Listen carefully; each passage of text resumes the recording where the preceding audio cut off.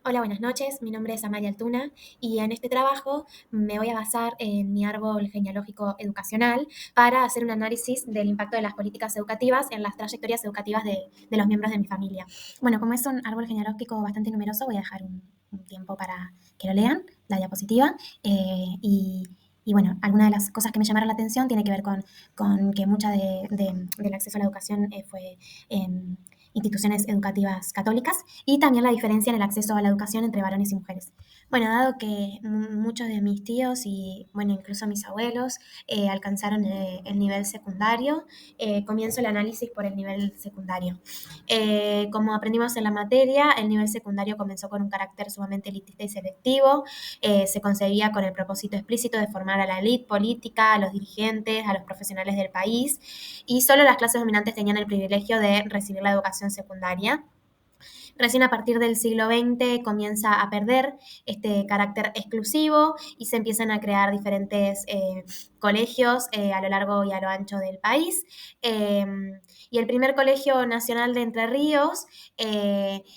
fue el Colegio Nacional de Concepción del Uruguay, un colegio muy importante al que fueron varios presidentes, que fue fundado en 1871, casi, bueno, unos 10 años después del Colegio Nacional en Buenos Aires, pero en Gualeguaychú vamos a ver que tardó más tiempo en crearse la primera escuela secundaria, por lo que la accesibilidad no estaba tan dada antes de en 1905, cuando se crea el primer Colegio Nacional de Gualeguaychú. Bien, una de las primeras cuestiones que me pareció interesante analizar respecto del acceso educativo en mi historia familiar es el de la educación cristiana, el lugar de la iglesia en la educación. Para eso tomaré los aportes de Paglianiti. A lo largo de la materia fuimos viendo la relación que tenían la iglesia y el Estado en relación a la educación, con que fue pasando de momentos de mayor tensión a momentos de mayor conciliación. En un primer momento la iglesia afirmaba que la educación ante todo pertenecía a la iglesia porque consideraba que su misión educativa, por el derecho inviolable a la libertad del magisterio, es independiente de educar y además de juzgar toda otra educación que se imparta en cuanto pueda ser provechosa o perjudicial a la educación cristiana. El primer intento de ruptura que se hace en relación al predominio de la iglesia en la materia educativa se relacionó con la educación primaria, no la educación secundaria. Por lo que en la acción concreta el Estado va a dejar que el sector privado avance en la formación del nivel medio y de las élites, y en ese caso empieza a ocupar un lugar predominante la Iglesia también. Más adelante, a partir de la Convención de los Derechos Humanos de 1948, se fueron produciendo avances en relación al Estado en lo que respecta a la educación. Paglianiti va a decir que los Estados realizaron grandes contribuciones al financiamiento de los sistemas educativos y los progresos en la expansión cuántica activa produjeron un proceso de real ampliación del acceso a la educación más allá de la educación elemental primaria, sobre todo el acceso a las capas medias y a de las mujeres a la enseñanza media y superior, antes reservadas a las élites. Esta ampliación alcanzó en mucha menor medida los sectores populares y es considerada una de las promesas de los estados de bienestar. Entonces podemos entender que se produjo un crecimiento desigual en el periodo entre 1930 y 1945, pero sí una fuerte ampliación en todos los niveles entre 1945 y 1955, que sería más o menos la edad en donde comienzan la escolaridad secundaria mis tíos. Lo cual se explica por la incorporación de sectores sociales anteriormente excluidos. Después, en la llamada Revolución Liberadora del año 1955, con el golpe de Estado al gobierno de Perón, se produce un nuevo predominio de la educación en el ámbito privado y de las escuelas católicas y un retroceso en el alcance del Estado en materia educativa. A favor de esta postura, la Iglesia sostenía que los aportes estatales a los establecimientos privados para determinados gastos son un deber de justicia distributiva y consideraba que el fundamento para otorgar esto no era otro que la igualdad de todos los habitantes y el respeto a las libertades individuales. Y en relación al nivel universitario, hemos visto a lo largo de la materia el derecho a la educación como un derecho humano a lo largo de toda la vida. La Declaración Universal de los Derechos Humanos establece en su artículo 26 el derecho a la educación superior. El acceso a los estudios superiores será igual para todos en función de los méritos respectivos, y también lo declara el Pacto Internacional de Derechos Económicos, Sociales y Culturales en su artículo 13, que establece las obligaciones de los estados de asegurar el acceso progresivo y universal y gratuito a todas las personas a la educación superior, lo que debe realizarse sin ninguna condición. En nuestro país, en Argentina, la gratuidad de la universidad comenzó a establecerse de manera significativa a partir de la reforma universitaria en 1918. Este movimiento estudiantil y académico marcó un cambio importante en el sistema universitario argentino, promoviendo principios como la autonomía universitaria y la gratuidad de la enseñanza. Sin embargo, es importante destacar que la gratuidad universitaria ha sido un proceso gradual y no todas las universidades públicas argentinas adoptaron esta política de manera inmediata después de 1918.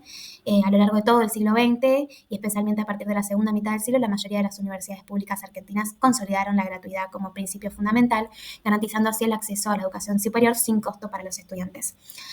Como bien sabemos, la gratuidad de la universidad no es el único factor. Bien, ahora tomo esta cita que menciona que el cumplimiento del derecho a la educación en cualquier etapa está basado en la realización de 4 dimensiones de este derecho: la disponibilidad de la oferta en todas las partes del territorio, la accesibilidad de todas las personas sin cualquier forma de discriminación, la aceptabilidad de los contenidos educativos brindados y la adaptabilidad de la educación al contexto en el cual los sujetos del derecho están incluidos.